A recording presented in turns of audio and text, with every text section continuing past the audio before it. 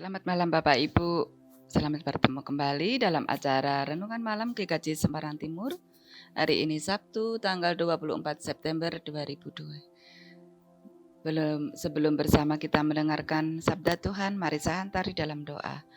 Terima kasih Bapak untuk hari ini kami boleh bekerja, berkarya, melayani. Di dalam berkat dan pimpinan-Mu kami boleh melaluinya. Dan biarlah Engkau sempurnakan, berkati apa yang boleh kami lakukan ini menjadi berkat bagi kami, bagi sesama kami, bagi keluarga kami. Kami akan mendengarkan sabda-Mu Tuhan, kami telah siap sedia. Biarlah Engkau berfirman di dalam hikmat-Mu. Amin. Bapak Ibu, kita belajar melalui firman Tuhan yang saya ambilkan dari Lukas 1 ayat yang ke-78 sampai 79, demikian sabdanya. Oleh rahmat dan belas kasihan dari Allah kita, dengan mana Ia telah melawat kita, surya pagi dari tempat yang tinggi untuk menyinari mereka yang dalam kegelapan dan dalam naungan maut, untuk mengarahkan kaki kepada jalan damai sejahtera. Bapak, Ibu, dan saudara yang dikasihi Tuhan, sebagai pemimpin militer dan politik, Napoleon Bonaparte sangatlah disegani pada zamannya dan masih melegenda hingga saat ini.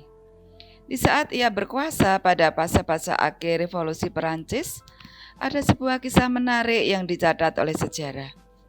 Pada suatu kali datanglah seorang ibu kepada Napoleon dan untuk meminta pengampunan bagi putranya. Pada saat itu putranya sedang menanti untuk dihukum mati. Si ibu memohon agar anaknya diampuni.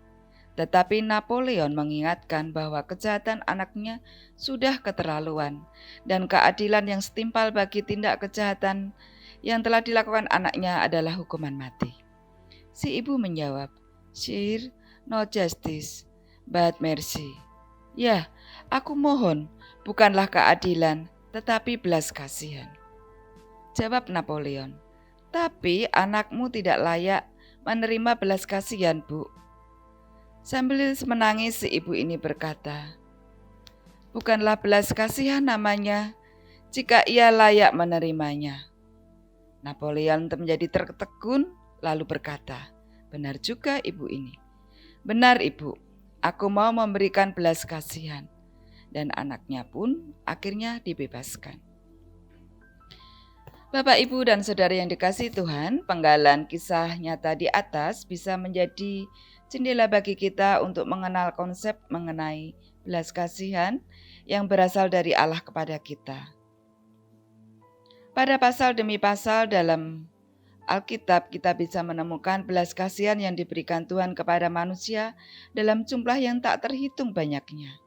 Ambillah beberapa contoh seperti kisah ibu Yunani bangsa Siro-Fenisia yang memohon belas kasihan kepada Yesus karena anak perempuannya yang kerasukan roh jahat dalam Markus pasal 2 ayat 27 sampai 30. Lalu seorang ayah yang bernama Yairus yang memohon belas kasih kepada Yesus turun atas anak perempuannya yang sekarat.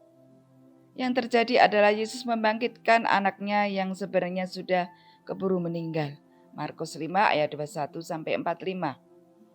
Dalam kisah ini terselip pula seorang wanita yang sudah 12 tahun lamanya mengalami pendarahan dan mengharap belas kasih Yesus dengan menyentuh jubahnya. Orang buta, orang lumpuh, orang kusta, dan lain-lain telah menjadi kesaksian akan luar biasa besarnya kasih Tuhan itu. Dalam perjanjian lama pun demikian, ada begitu banyak kisah di mana Tuhan melimpahkan belas kasih-Nya yang luar biasa besar. Bapak, Ibu, dan saudara yang dikasihi Tuhan, kembali pada kisah sang ibu dengan Napoleon di atas. Dari kisah itu kita bisa mendapat gambaran mengenai bagaimana sebenarnya bentuk belas kasih itu. Belas kasih dianugerahkan pada manusia yang sebenarnya tidak layak menerimanya. Itulah inti dasar dari sebuah belas kasih. Kita manusia yang setiap hari berlumut dosa, melakukan kejahatan di mata Tuhan, dan ganjaran yang sesuai dengan itu adalah binasa. Karena upah dosa ialah maut. Roma 6 ayat 23. Tetapi Lihatlah betapa Tuhan itu mengasihi kita. Tuhan memilih untuk bertindak sebagai Bapa yang penuh kasih. Atas segala dosa yang sudah mencemari manusia, Tuhan bereaksi bukan membiarkan kita semua binasa dalam api neraka, tetapi Dia rela untuk menganugerahkan Kristus untuk menyelamatkan kita keluar dari kebinasaan dan masuk dalam kehidupan kekal. Yohanes 3 ayat 16. Daniel dari jauh hari sudah mengerti akan hal ini. Pada Tuhan Allah kami ada kesayangan dan keampunan, walaupun kami telah memberontak terhadap Dia dan tidak mendengarkan suara Tuhan Allah kami yang menyuruh kami hidup menurut hukum yang telah diberikannya kepada kami dengan perantaraan para nabi hamba-hambanya. Daniel 9 ayat 9-10. Bapak, Ibu, dan saudara yang dikasihi Tuhan, kita datang menghadap Tuhan bukan dengan tangan kosong, melainkan dengan tangan yang sangat kotor, bahkan darah. Kita datang dengan kesadaran penuh bahwa sesungguhnya atas segala pelanggaran yang kita lakukan, kita layak menerima akan penghakiman.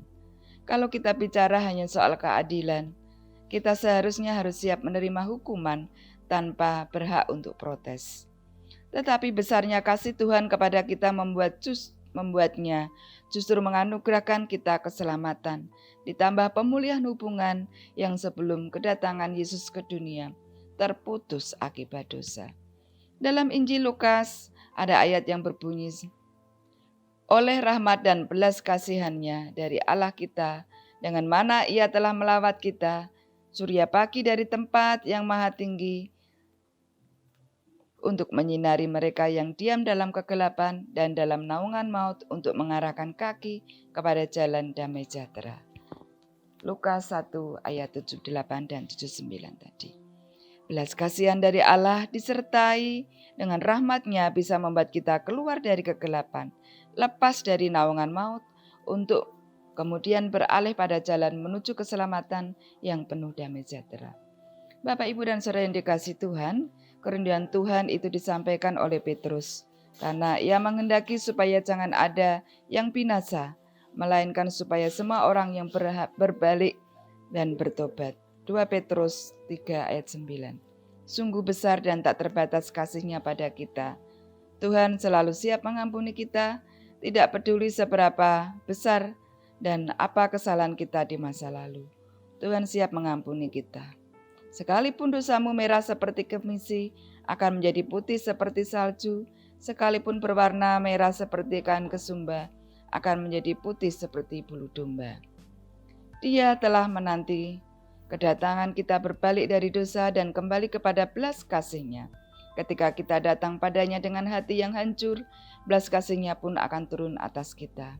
Kehendak Tuhan ialah supaya semua diselamatkan dan dimenangkan. Belas kasih-Nya membebaskan kita. Adalah Tuhan sendiri yang telah menghapus dosa kita, dan Dia tidak lagi mengingat-ingat dosa kita. Ketika manusia penuh dosa dan seharusnya layak untuk binasa, kasih Allah yang besar siap memberi pengampunan dan menyelamatkan manusia sepenuhnya. Itulah belas kasih Allah. Belas kasih artinya memberi pengampunan dan kebebasan kepada yang sebenarnya tidak layak untuk menerimanya. Tuhan memberkati kita. Mari kita berdoa. Terima kasih Bapa untuk firman-Mu, untuk anugerah-Mu yang luar biasa dalam hidup kami, menjadi kekuatan di dalam hidup kami.